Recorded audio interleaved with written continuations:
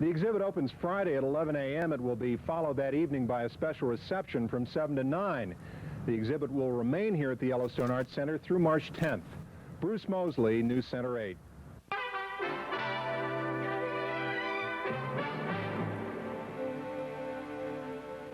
Next tonight, a documentary look at an unusual problem with illegal aliens. These undocumented immigrants have long been a problem in the Southwest and California. Now, many illegal aliens are working in the Pacific Northwest under federal contracts. Bruce Moseley of public station KTCS Seattle prepared this report. Gene Davis is an agent of the U.S. Border Patrol. With a six-man task force, Davis combs the fields and forests of Oregon and Washington State, hunting for illegal aliens 1,000 miles from the Mexican border. You want us to go straight in on this one, man? Yeah, just follow us. Just before we get there, I'll have you go around. Undocumented workers come here from as far south as Colombia looking for farm labor and jobs planting trees. Much of the work involves millions of acres of forest lands owned by the U.S. government. To replenish lands that have been logged, the U.S. Forest Service and Bureau of Land Management use independent contractors who hire crews to plant seedlings from government nurseries. At this Forest Service nursery in Medford, Oregon, the Border Patrol recently surprised dozens of undocumented workers. They're running every way they can go. Government officials say thousands of illegal aliens are employed by reforestation contractors doing business with the government. This Border Patrol task force arrested 205 alien reforestation workers last year. Look at them go. Everywhere. But officials say those arrests represent only about 10% of aliens actually working on reforestation crews in Oregon and Washington. Well, with this amount of manpower, it's about it. You see, they go every which way, and unless you're right there to physically get a hold of them, they're gone. The employment of illegal aliens on federal contracts has drawn complaints from those contractors who do not engage in the practice. They say they're being driven out of business by unfair competition. One Oregon-based association of forestry contractors has lost 900 members since 1982, according to the group's president, Jerry Mackey. One of our member firms lost 44 bids in a row over 18 months on local work and decided that they just had to fold up because they couldn't compete against contractors who were exploiting illegals and defying the wage and tax laws. Federal regulations require that reforestation contracts be awarded on a strict low-bid basis. According to Forest Service contract specialist Fred Olness, employers who pay illegals low wages are able to underbid those who use American crews. We contract with contractors that have had records of hiring illegal aliens, but they win their contract through submission of the low, responsible bid. Olness says the Forest Service and the Bureau of Land Management are not authorized to arrest undocumented workers or even attempt to determine if they are in the U.S. illegally. That is the job of the Border Patrol, the main enforcement arm of the U.S. Immigration and Naturalization Service. Gene Davis says the government perceives the use of illegals on federal reforestation contracts to be in its best interest. I believe that in the past, that there has been a tendency of many of the federal agencies to look the other way as far as illegal aliens being employed, simply because of economics. They do a good job. The production is very high, and the cost to the government, the cost to these agencies is less than it would be if the illegal alien help was not being used. But Davis says illegals receive low wages and are often abused by their employers. In one instance, we encountered a contractor using illegal aliens that had them camped up on the mountain in an old bus, charging them $5 a day to sleep on the bus, was charging them rent for the chainsaws that they were using to thin trees, was charging them for the files that they used to sharpen the chainsaws, was inflating the price of groceries that he would buy in town and take up to them. A loaf of bread that he paid 49 cents for, he was charging them $1 for. He claimed when we talked to him that, yeah, I'm paying these guys $7 an hour. But when you took all of the deductions out that he was charging them, he was getting as much of the check as they were. Is he the main one, Mr. McNeil? He's the contractor, yes. And what's his first name? Andres. Oh, Ironically, while the government is indirectly providing jobs for illegal aliens, Border Patrol agents are rounding them up and trying to persuade contractors to stop hiring illegals. You lose 40 or 45 of your people out here like you did today, and it's going to certainly have some economic impact on you. Yep. Of course, 15 minutes after we leave, probably 40 or 45 of them will come back out of the woods, yeah, too. Probably. So. But this time I want to be more careful. But like I say, the people with the green cars, the white guys, don't come and looking for this kind of job. I have in my records, but 7 people come and looking for a job, white guys, and I give you the chance. 2 hours later, they quit. Of the 15 men arrested here, 14 were in this country illegally. Well, now what's going to happen to them? Well, we're going to just continue our processing, and fastest means possible, they'll be taken to the Mexican border. But Border Patrol officials say that most aliens apprehended in raids such as this one are back on the job in a week or 2. That report was filed by Brewster Moseley of Seattle public television station KTCS.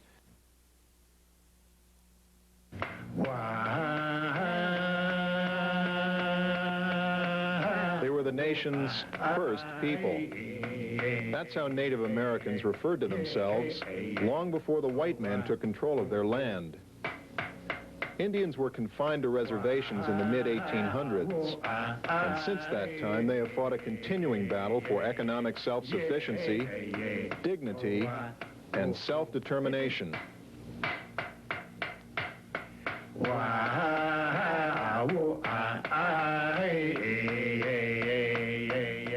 Local tribes have traditionally depended on reservation resources like logging and fishing to boost their troubled economies. But now a controversial new attempt to raise revenue is on the rise in Washington and across the country. Bingo on beat 14. In the past 4 years, 85 of the country's 300 Indian tribes have begun high-stakes bingo operations free from state regulation. Here in Washington, 4 tribes have opened bingo halls since 1983: the Swinomish, Tulalipes, Muckleshoots, and Shoalwater. The Puyallups have 3 facilities on their reservation. They've been in business since 1980. Indians say they need bingo revenues to combat problems of chronic unemployment and poverty on the reservation. But unregulated high-stakes gambling involves potential dangers which have officials worried. Certain cases in other states have all shown that when you have unregulated high-stakes gambling, here bingo, organized crime will eventually follow. It's an excellent place to launder money from drugs or from other activities. It's an excellent place to skim, because with no regulation, there are no controls. Indian reservations are considered sovereign nations. They're subject to state and federal criminal laws, but exempt from most state and local civil jurisdiction. So laws which regulate state-licensed bingo games and keep a lid on prize money don't apply on the reservation. Organized crime has already been linked to several tribal gambling operations around the country and to one here in Washington. I think we've learned a lesson from the last, I think we thought we were pretty strict and pretty professional when we handled our blackjack. In 1983, a federal judge shut down casino gambling on the Lummi Reservation near Bellingham. The company the Lummis hired to run their operation is Pan American Management, a firm officials say has ties to organized crime. We had a management agreement with Pan American Corporation, who in turn turned around and subcontracted with New England. Prior to the opening of the doors, we requested the Federal Bureau of Investigation assist us in going over and screening all of the people involved. We were told by the Federal Bureau of Investigation they do not do this type of thing. However, we found it very ironic that the Federal Bureau of Investigation were the ones that found that 2 of the people with New England, although they were not directly involved, 2 of the relatives had some past experiences in the jail. So we thought that that was not very fair on the part of the FBI. Officials say one reason Indian bingo should be regulated is that unscrupulous management companies hired by the Indians to run reservation gambling may be cheating unwary tribes out of millions in bingo profits. The unscrupulous part does come of underreporting of sales, both to the government and to the people who they're contracting with. The managers of the Muckleshoot Bingo Palace in Auburn are from the Seminole tribe in Florida. Their contract calls for 44% of the profits over the next 10 years. State officials say that's unfortunate and unnecessary. There's no need, in my opinion, to sign a contract with anyone. We can supervise them, and they could have that money, not outsiders. But should the state regulate Indian bingo? The federal government says yes.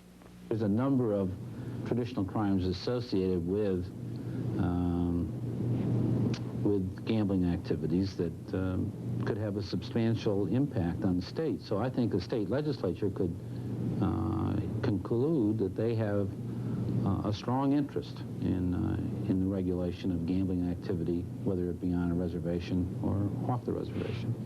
The Tulalipes and Muckleshoot say they can regulate themselves, but they admit they're willing to consider federal legislation as a safeguard against organized crime infiltration and unscrupulous management company contracts. You know, there are bills right now before the Senate and before the House that would give the Department of Interior more control as far as the laws that the Indian tribes are passing, governing and regulating gambling and the like. And even as bad as the Bureau is at managing things, it's a whole lot better than the state of Washington. Whether the state or the federal government gets involved, is some sort of regulation inevitable? Clearly, the state would like to see some legislation in Congress that would make the Indian nations conducting these games subject to the same laws as those that are outside the reservation. There's been legislation proposed in the past to expand Indian gambling, and justice has come down against it. So, you know, at the present time, you've got numerous bills and numerous positions, and at this time, we really don't know what's going to happen.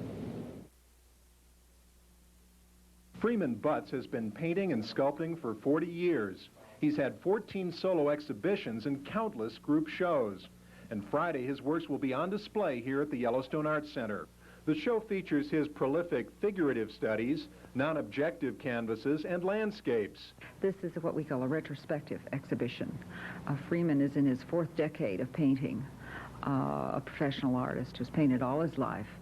And this exhibition is an overview of the work that he has done in those 4 decades. Marcia Seltzer is a professor and chairman of the art department at Eastern Montana College, and she's sharing the spotlight at the Art Center with Freeman Butts. Seltzer recently studied traditional Spanish ceramics and medieval pilgrimage churches in Spain. She's a scholar of historic clay work as well as a functional and sculptural ceramicist.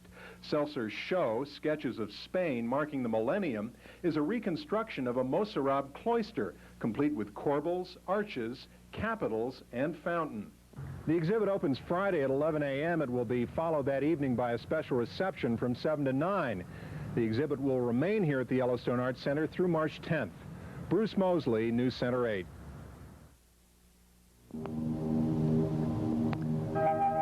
Steam locomotives had a big appetite for coal in the early 1900s, and Roundup had plenty of black gold.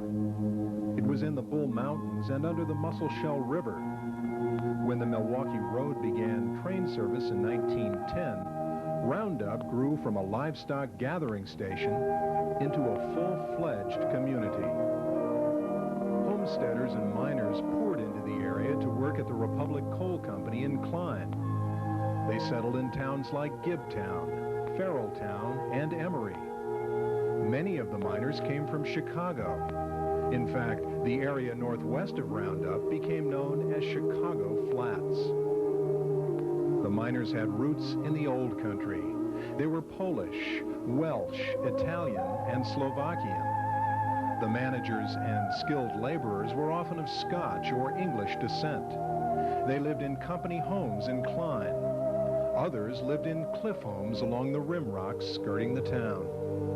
As Klein prospered, Roundup boomed. As long as steam engines were in use, Roundup had the coal to feed them.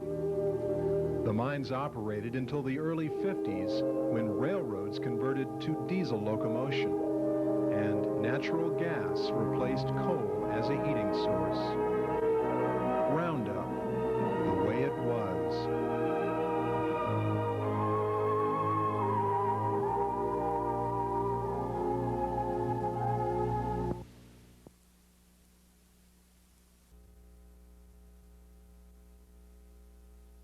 This is News 7 at 5:30. This is the early edition of southwestern Montana's best source for local news, weather, and sports. Now, News 7. That's it for us today. Thanks for supporting your hometown news team. Chet Lehman will be on hand for the 10 o'clock news. We hope you'll join him. From all of us here at KCTZ, have a great evening.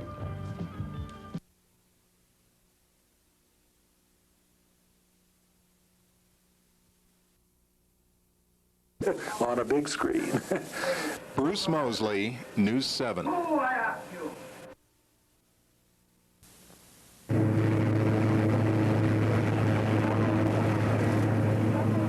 It's almost too much excitement for 7:30 a.m., but then again, the great American balloon quest has never happened before, and it may never happen again. Some 40 hot air balloons and hundreds of crew members are on their way from Olympia, Washington to St. Augustine, Florida. Bozeman is the only official Montana stop on the tour. It's not really a race. The ballooners are driving their rigs from town to town and competing for cash prizes in the air at various stops along the way. Today, Peter Sherm, like the other pilots, will try to drop a beanbag as close as he can to a cross on the ground. Points are tallied, and the one with the biggest total at the end of the quest will take home the most money. There could be someone that's placed 6 times, second place and third place, and would be doing a lot better because they accumulated more points. And that's what it's called, hare and hound. Pilots from 9 foreign countries, in addition to the U.S., are taking part in the quest. They say once you're bitten by the balloon bug, it's hard to remain earthbound. I went and took a flight, and I was so interested and so intrigued by the sport that I thought I'd go out and learn how to fly one, and it's been good to me ever since. It's a real fun sport. The ride really didn't last long enough, but solid ground never looked better, even though we were on an obvious collision course without seatbelts and landing gear. Go, grab it, lay on it, hang on it, everybody hang on it. There you go, that's how you stop a balloon. Lasting impressions? Beauty and peace. I'd do it again. Bruce Moseley, News 7.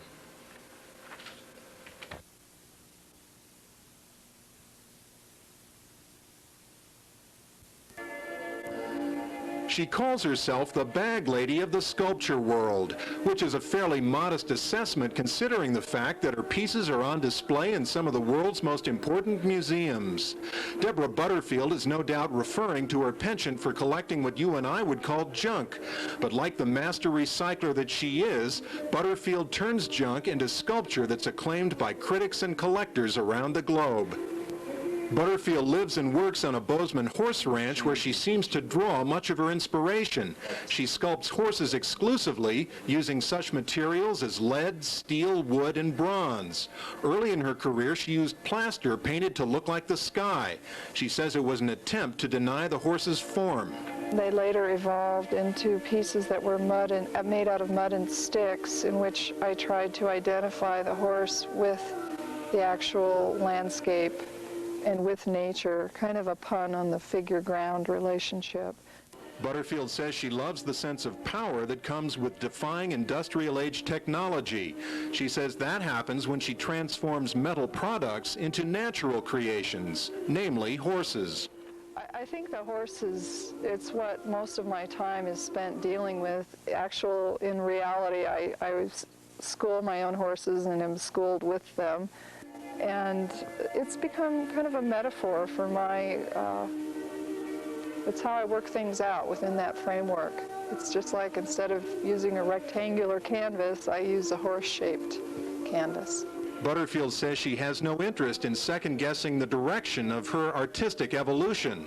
She's too busy enjoying the now of the creative process. Bruce Moseley, News 7.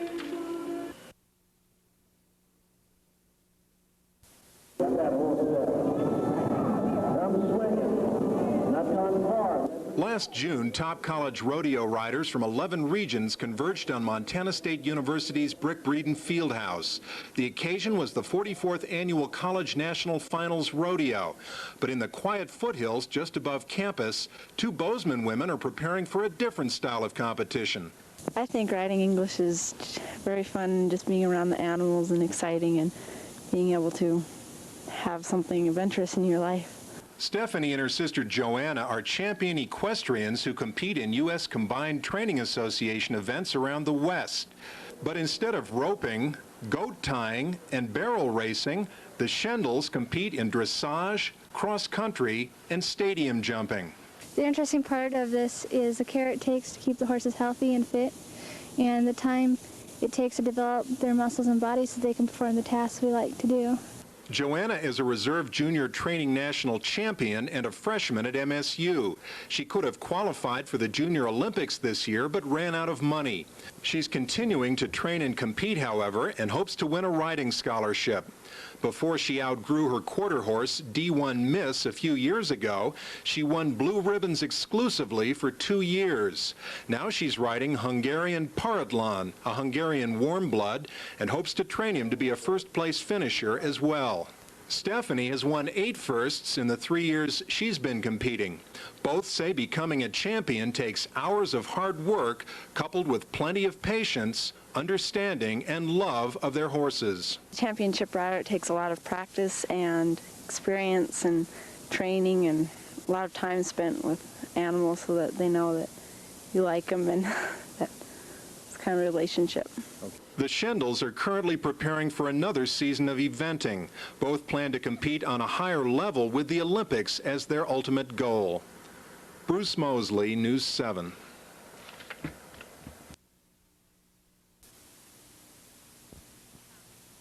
We, the jury, duly impaneled and sworn to try the issues in the above entitled cause, find the defendant guilty of the offense of deliberate homicide as charged in the information. After 2 years of pretrial publicity and hearings, it became Gallatin County's most notorious murder case. And it was a landmark trial for Montana. For the first time, controversial DNA evidence was allowed in a state trial. And that evidence may have been 46-year-old Larry Moore's Achilles heel. Jurors reached a unanimous verdict after considering the testimony of 75 witnesses and after sifting through more than 90 pieces of evidence. After listening to 15 days of testimony, the 12-member jury found Moore guilty of killing West Yellowstone businessman Brad Brisbane, even though Brisbane's body has never been found. State prosecutor Mark Murphy says the verdict sends a clear message. That circumstantial evidence is as good as evidence as direct evidence. It makes it more difficult when you don't have the smoking gun, but it does not make it impossible. Brisbane disappeared on November 9, 1990 after meeting Moore at Bear's truck stop in Belgrade. Moore had suspected Brisbane of having an affair with his estranged wife, Shelley. He apparently shot Brisbane in his camper and then disposed of the body. As Moore was cleaning the blood and patching bullet holes, however, he failed to notice tiny pieces of brain and muscle tissue which DNA experts have determined is consistent with the genetic makeup of Brisbane's family. One of the jurors, who was replaced after a courtroom fainting spell, said he agreed with the verdict. Lots and lots of evidence and lots of notes, and it was a tough decision. Throughout the trial, defense counsel Larry Gent maintained Brisbane had been depressed, suicidal, and tired of his life in West Yellowstone. He said Brisbane wandered away to begin a new life anonymously after being wounded in a scuffle with Moore in the defendant's camper. Gent was not available for comment, but prosecutors say they anticipate an appeal before the Montana Supreme Court.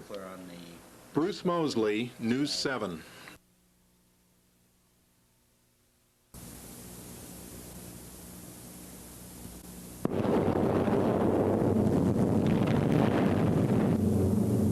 It was August 25th, 1943. Second Lieutenant Eldon Dahl was on his 41st bombing mission over southern Italy. He was co-piloting a B-17 in the 99th Bomber Group based in Tunisia. Suddenly, dozens of German Messerschmitts dove out of the clouds and sent Dahl's plane into its tailspin. He bailed out at 21,000 feet and floated down behind enemy lines in the tiny town of St. Andrea di Conza. The 3 engine was on fire, and so we gave orders for the crew to bail out, and we bailed out. Since Italy was occupied by the Germans, Dahl was captured and held in 3 Italian jails.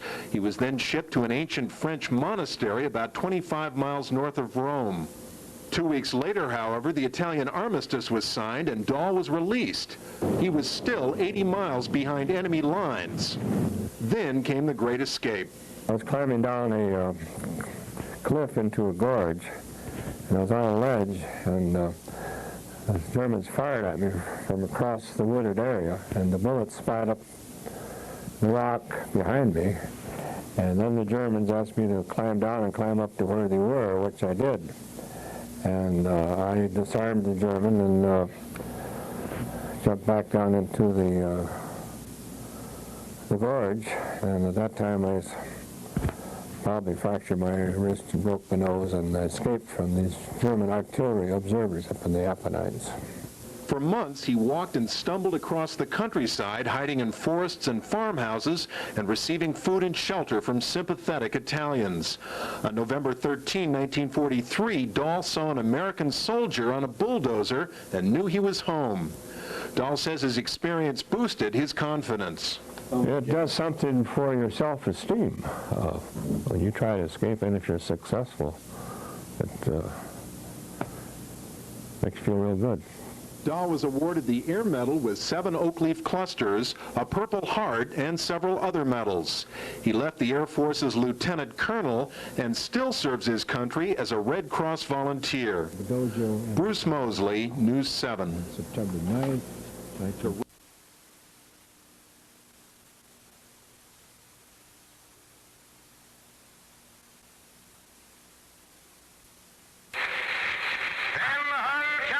His friends and former customers still know him as the Nostalgia Merchant. And although Jack Stonell no longer owns an antique and gift shop by that name, his house is a virtual treasure trove. Stonell repairs, buys, and sells old phonographs. He collects Titanic memorabilia and has a house full of old film equipment. Stonell built a home movie theater where he screens the more than 400 films in his private collection. Everybody takes so much for granted today, our sound, our CDs, our digital recordings, our Sony DATs, and all of these things. You know, surround sound. We go to the movies, we hear fantastic sound. How did it all begin? How did the movies begin? Stonell came to Bozeman 35 years ago to help start Montana State University's Film and TV department. He retired from MSU in 1990, but remains active as a freelance sound recording engineer. He also operates a film and video business out of his home. Stonell has been involved in some sort of film work for most of his life. History has always fascinated me. You know, I collect Titanic memorabilia, the history of that, but the history of sound recording and media, film and video has always fascinated me. In addition to teaching at MSU, Stonell spent 15 years producing television commercials and documentaries. He's won 4 Golden Eagle Awards, the equivalent of the Oscar for non-theatrical films. Stonell says he plans to build a new house with space for a model railroad and, of course, a movie theater. My goals for the future are to sit back and relax and watch great movies on a big screen. Bruce Moseley, News 7.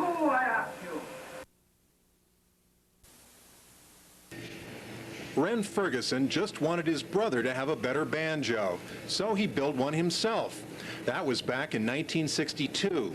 Since then, Ferguson has become a master luthier, a maker of stringed instruments. He's been at Gibson's Bozeman factory since 1987, where he designs high-end guitars and the tools to make them. He says he can find creative inspiration in a rose trellis or a coffee cup. I look for just about any idea or theme. It could be a gemstone or an animal. It just will strike me at the right time, and then I'll develop the theme from that. Ferguson designs inlay patterns, pick guards, and body shapes. He's worked on hundreds of Gibson models, including the custom J200 Sparkle Sunburst and the white gold J180. He's currently updating vintage Gibson designs to accommodate a renewed interest in some of the company's classic models. We have basically two different groups of people that are interested in our instruments, and one of them is spawned by a desire for recreation of vintage quality instruments, which are of the highest degree of the luthier skill. And then we have people on the other side that are players that are demanding perfection in the performance of their instrument. Although Ferguson spent 7 years building replica firearms, his gunsmith skills translated easily into guitar making. Ferguson is a kind, skilled, and devoted employee who's definitely leaving his mark on the guitar industry. Bruce Moseley, News 7.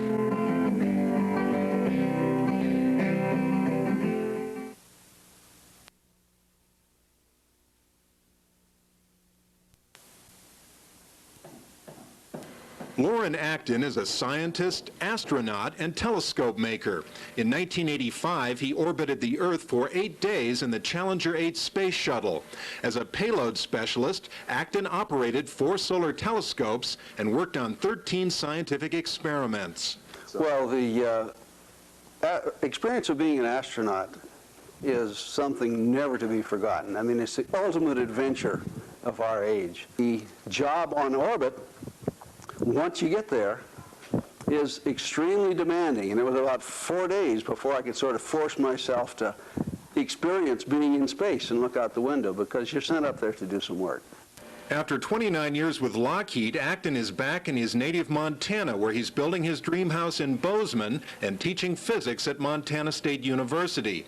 He spends several months a year in Japan, where he participates in a NASA-funded research project for solar physics. Acton built a satellite-mounted X-ray telescope which enables scientists to study the sun. X-rays don't penetrate the surface of the Earth, but up there we can image X-rays. We can actually see what the corona of the sun looks like, to see a star close up. So that is the purpose of taking the telescopes into space, is to give you access to information that you wouldn't otherwise have. Acton says his trip aboard the Challenger gave him a new appreciation of the fragility of Earth's layer of life. He says his out-of-this-world view of the thin atmospheric shell which supports life on the planet made him more aware that mankind is on a track to disaster. Acton says global cooperation is vital if we're to survive overpopulation, environmental exploitation, and air and water pollution. He says Earth is a wonderful planet, and he hopes we keep it that way. Bruce Moseley, News 7.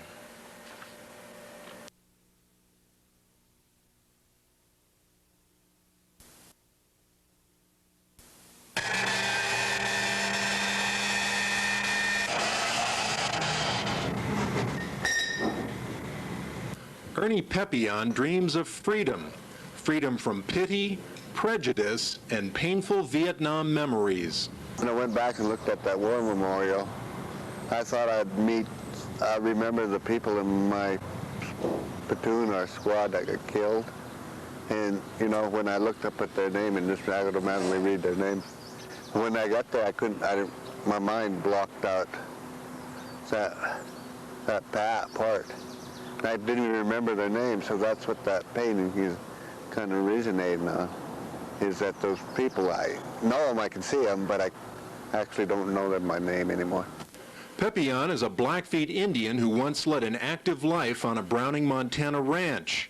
An auto accident in 1971 left him a quadriplegic. While he was recovering at a veterans hospital, Peppion learned to paint before he could feed himself or even write his name. In 1980, he started college at Montana State University. He graduated with both bachelor's and Master of Fine Arts degrees. 20 of Peppion's paintings are currently touring the western United States. His work has been exhibited nationally, and his reputation is growing. Peppion says his paintings are inspired by his dreams in which he can leave his wheelchair and his handicap. It's free when you create your own dream world, and it's your there and you're able to actually to be doing it, what you're doing right then when you're painting, I think, you know, like roping calves or chasing buffalo or whatever. Pepion says for him, painting is therapy. He says despite his handicap, he remains optimistic that someday he'll dance out of his chair. If not in this lifetime, then surely in the next. Bruce Moseley, News 7. 29-year-old James Shannon, known on the street as Crush, is a heroin addict, and he's about to steal to sustain his habit. He will break into this car. He will steal whatever of value he can find. What he steals, he will sell, and with the money he gets, he will buy heroin. Not far away, a needle is jabbed into the neck of another addict, and heroin begins to pump into his central nervous system. This is a so-called shooting gallery. Its location, an apartment in a CHA housing project. Here, addicts have a place to quietly enjoy their drugs. Floyd, the man who runs this place, collects an appropriate service fee from his clients. He measures their dosage, he prepares the syringe, he administers the injection, and his grateful clients drift off into euphoria. Crush has been drifting off into euphoria for at least 10 years and stealing to make that possible. In fact, over the past decade, Crush has been arrested 68 times. 44 times, the charges have been theft-related. But arrests and prosecutions have not deterred Crush, and always to buy heroin, Crush will steal and run. Want help? Huh? What? Want help? Yeah, I want help. 19-year-old Steve is an addict who stole and ran 5 years and who was stopped only by an armed robbery conviction. I got 30 years facing me. There's a big chance I might go there if I don't straighten up. The judge offered Steve a choice: 30 years in the joint or a drug rehabilitation program. Steve chose the latter. I shot PCP. I mainlined it into my arm. I was mainly, basically just my arm. And when I was first introduced to PCP, that's how I started doing it. I didn't snort it or I didn't need it. Steve's drug was PCP, which made him feel bigger than life, which made him feel no pain, and which made him steal when his habit began to cost him $50 a day. Those who benefited from Steve's $50 a day habit in all likelihood were members of the Outlaws motorcycle gang. Federal authorities believe the Outlaws control a significant share of the market in both PCPs and amphetamines. You'll meet the Outlaws with Unit 5 this week. You'll also meet an alleged organized crime figure, a former Chicagoan now on the West Coast who investigators believe has moved on a very large scale what's become this country's most profitable illicit drug, cocaine.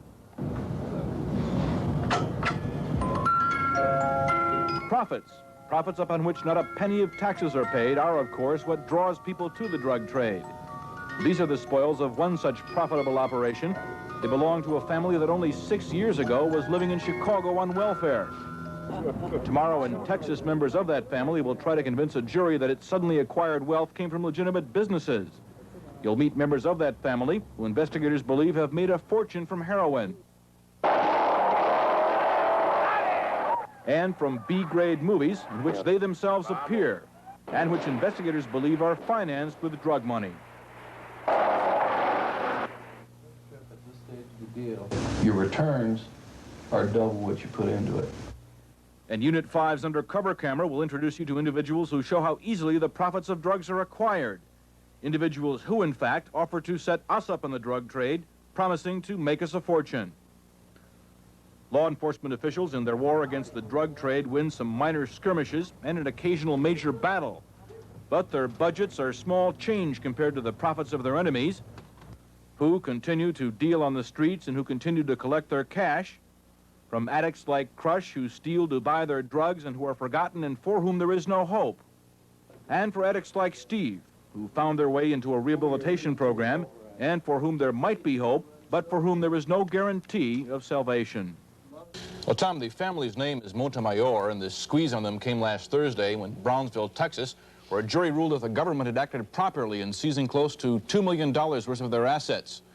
Well, that could put the family out of business, and could also put heroin addicts out of the business of stealing in order to buy drugs.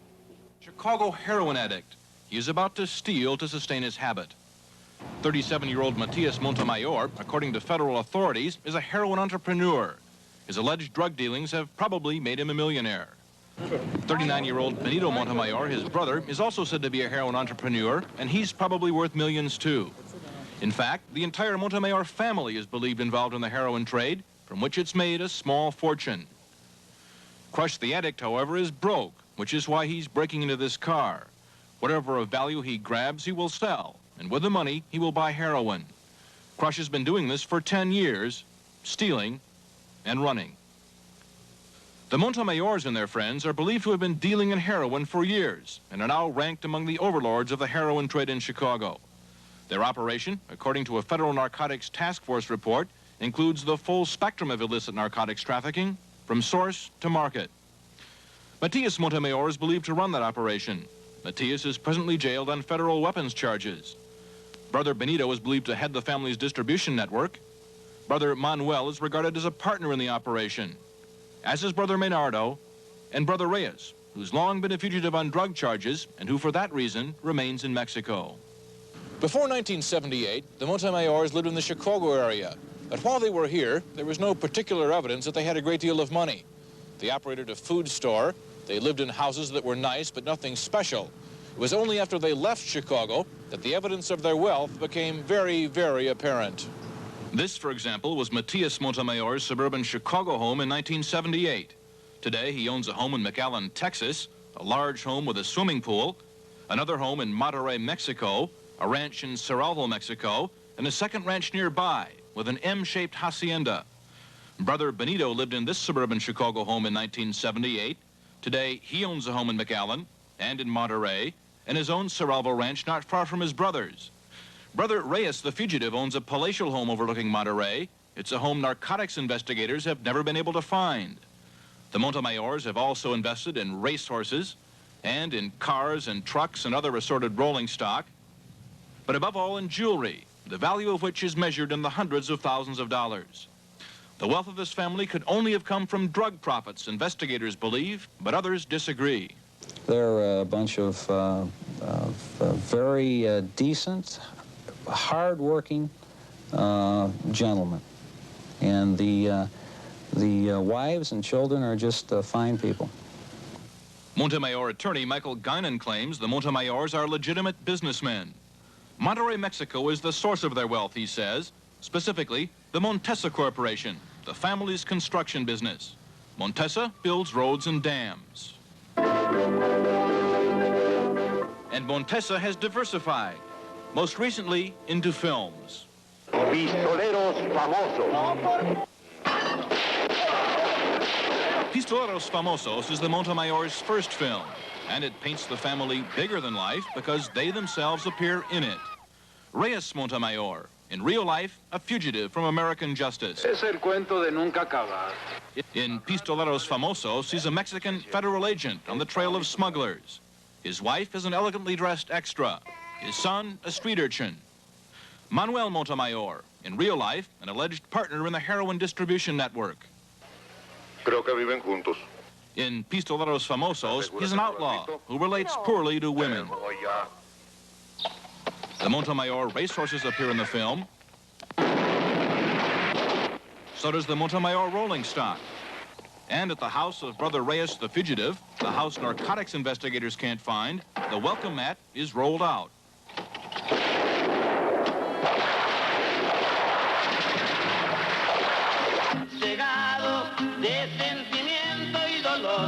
This film has substantially increased the Montemayor's assets.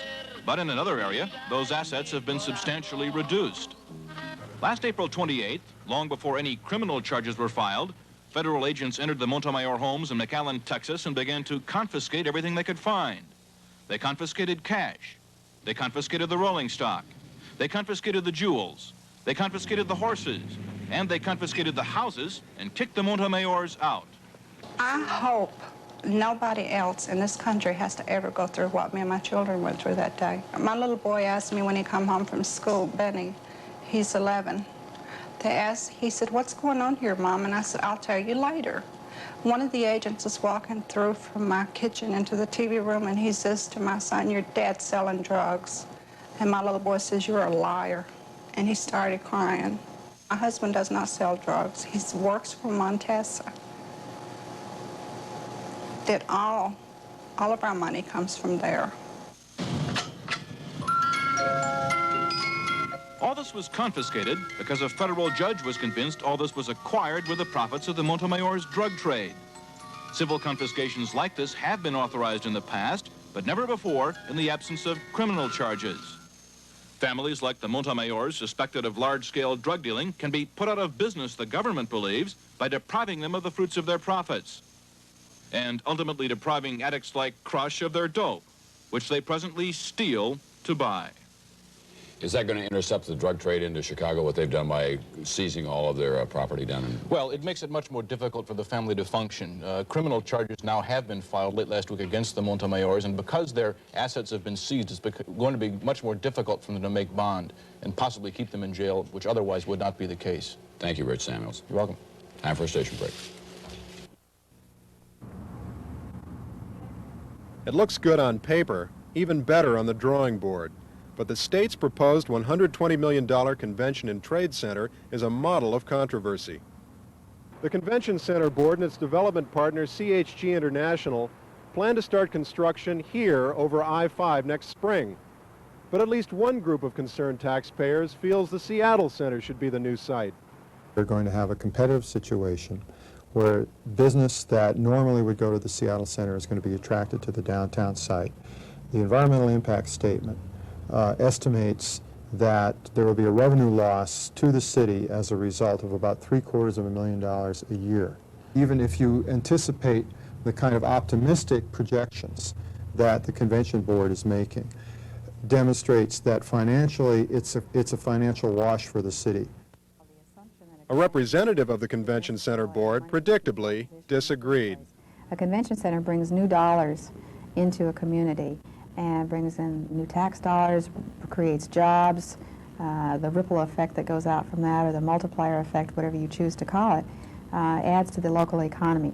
What the convention center will do is not take business away from Seattle Center, which it sounds to me like their fear might be, but to bring in new dollars, not to cut the pie up any smaller pieces, but to enlarge the pie. Bloom believes downtown interest groups got their fingers in the pie.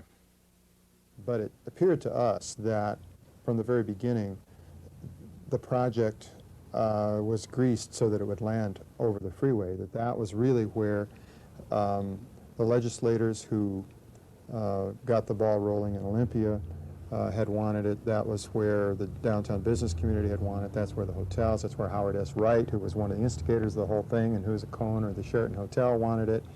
And so we developed into what was essentially a self-fulfilling prophecy. Move over, Roundup. There's another drive underway to celebrate the first anniversary of Montana's centennial. Unless you've been wool gathering, you might already have guessed. It's Sheep Drive 90, and it's happening Sunday. The festival is officially known as Montana's 101st running of the sheep and country fair. The location is Reed Point, Montana. Population 96. Last year's festivities brought nearly 12,000 visitors to town, and Sheep Drive 90 promises to be just as much of a traffic jam and even more fun.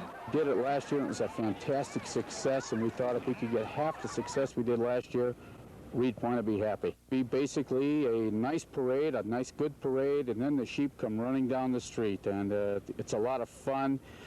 Everybody seems to like it, the kids like it, the families like it. Sheep Drive 90 was the brainchild of Russ McLean and some friends. They let their imaginations run wild one night at a meeting of the Reed Point Community Club. This all began as last year, we all know Roundup out here and Billings sort of got together and did the cattle drive, and Reed Point being a little town of 96, more or less a grassroots type thing, we did a sheep drive. It started out as a joke, as more or less a pun towards the cattle drive, and it ended up being just a great big party, and everybody in the world showed up. The fair begins at 9:30 a.m. with a sheepherder poetry gathering. Other activities include a barbecue, parade, square dancing, sheep shearing, and, of course, the Great Sheep Drive itself. Some famous celebrities are going to be in Reed Point for Sheep Drive 90. In addition to Little Bo Peep and Little Boy Blue, there's also going to be Willard Scott, Lee Ramick, and Hugh Hefner. Last year, proceeds from the event went toward replacing the Old Town Library. This year, Reed Pointers hope to purchase equipment for their fire department. So if you've got mutton else to do Sunday, head on out to Reed Point. It'll be sheer delight. Bruce Moseley, News Center 8.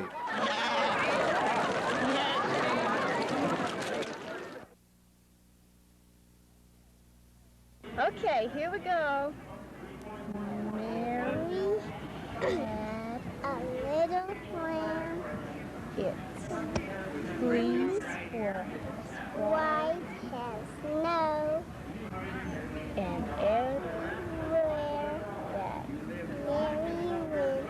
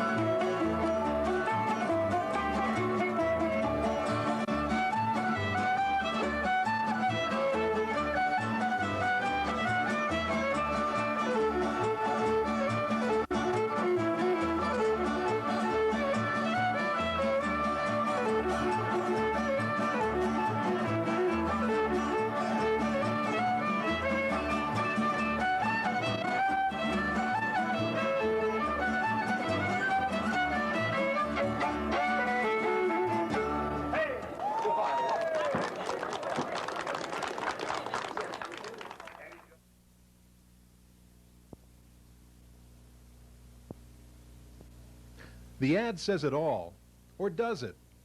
According to the Montana Women's Lobby, women have come a long way since the first Women's Rights Convention in 1848.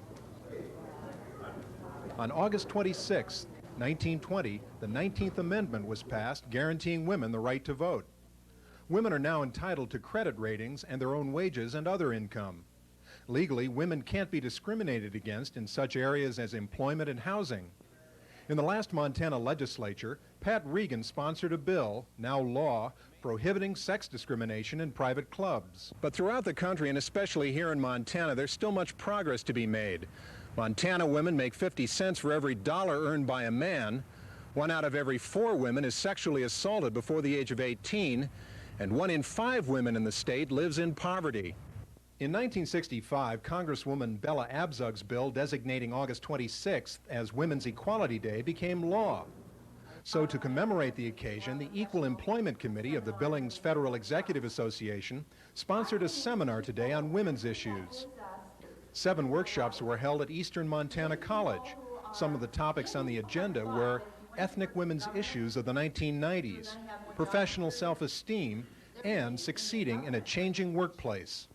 Workshop leader Jean Dimich sums up her seminar. So what we're saying is that people have to be very flexible, very adaptable. They have to be creative in thinking about options. They should always have plan B in mind. There's just no such thing as job security, and I think that's one of the big changes that we're coming into. She says there's another new issue facing women in the 90s. One of the things we're seeing for women now is elder care. Many women are caught in a sandwich between having children to arrange care for and having elderly parents to arrange care for. And that's a big problem for women. They're caught in the squeeze. Dimich also says there's less opportunity today for women as well as men to move up in the workplace. That's because more and more middle management jobs are being cut. This results in more switching from company to company in order to advance and break what she calls the glass ceiling. The theme of today's meeting is reaching new heights. Becky Tanrath of the Bureau of Reclamation says what that means to her. To me personally, reaching new heights is attaining your goal, okay? Going out there and exploring new horizons and striving for the best. Tanrath says women in the 90s are seeking more recognition in the workplace and are becoming more competitive. She says it's possible to juggle domestic duties with a professional career. Women need to balance, their careers as a wife or a mother and as a career woman. And it can be done. It can be done. I'm one of them, and I was able to balance that. Yeah, it takes a lot of determination, perseverance, and of course, a lot of support from your family. You cannot do it by yourself. You have to be supported, by your whole network. You've come a long way, baby, but there's still a long way to go. Bruce Moseley, News Center 8.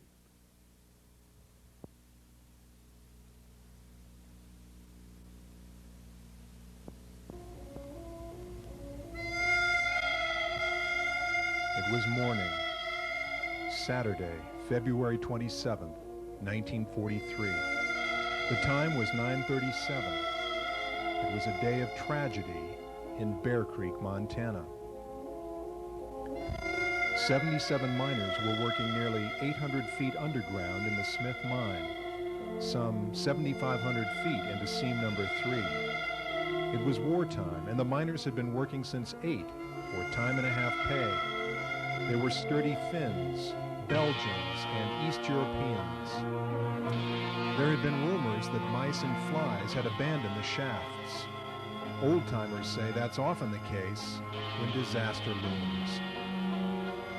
Suddenly, a sharp blast of wind scattering debris hit the 3 pump men, smashing them to the ground. The roar silenced the alarm system, but the word was out. Something was terribly wrong at the Smith mine. Rescue workers soon arrived from Billings, Butte, and as far away as Salt Lake City, but it was too late. The last body was found 8 days after the explosion. One of the rescuers died from his injuries a few weeks later, becoming the 75th victim of the disaster. 58 Bear Creek women became widows. Mrs. Clem Lodge lost her husband, brother, 3 uncles, and several nephews. 1/3 of the town's school children were left fatherless. An investigation found that methane gas had triggered the deadly explosion. It was the worst coal mining disaster in Montana history. It was enough to close the Smith mine forever.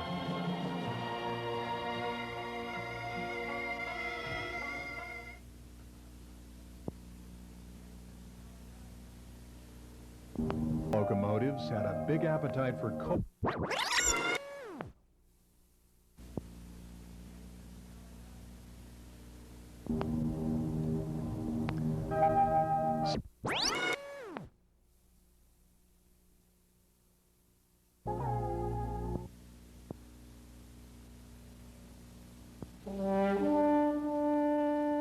It's always been the crossroads of eastern Montana. As a small settlement on the Tongue River, Miles City took the name of the most honored and respected frontier army officer, Colonel Nelson Miles. In 1877, the Miles City Post Office was built, and during Montana's first days of statehood, the new town was named the Custer County seat. Since Custer County included all of southeastern Montana at that time, Miles City rivaled Butte for importance in finance, commerce, and entertainment. After the disastrous winter of 1886, the dynamic growth of Miles City slowed, but by 1905, the population had grown to 8,500. Miles City became the only city in eastern Montana to enjoy the service of 2 transcontinental railroads, the Northern Pacific and the Milwaukee. The Homestead land boom highlighted Miles City's prominence. Custer County was subdivided into more than 300 tracts for farming and settlement. The land boom was touted so extensively that the president of the Milwaukee Railroad referred to Montana as the most advertised state in the Union. As settlement expanded across the plains in the first decade of the new century, New counties from Fallon and Carter to Sweetgrass and Stillwater were carved out of Custer. 12,000 newcomers a month were arriving in Montana. As highway transportation and tourism began to grow in the years preceding World War II, Miles City again became a crossroads city. Highways reached out to all 4 points of the compass, and distribution businesses along the railroad made the city a center of commerce. Miles City may have tried to shed its cowtown image a generation ago, but today it prides itself on its rich and colorful past. Miles City, the way it was.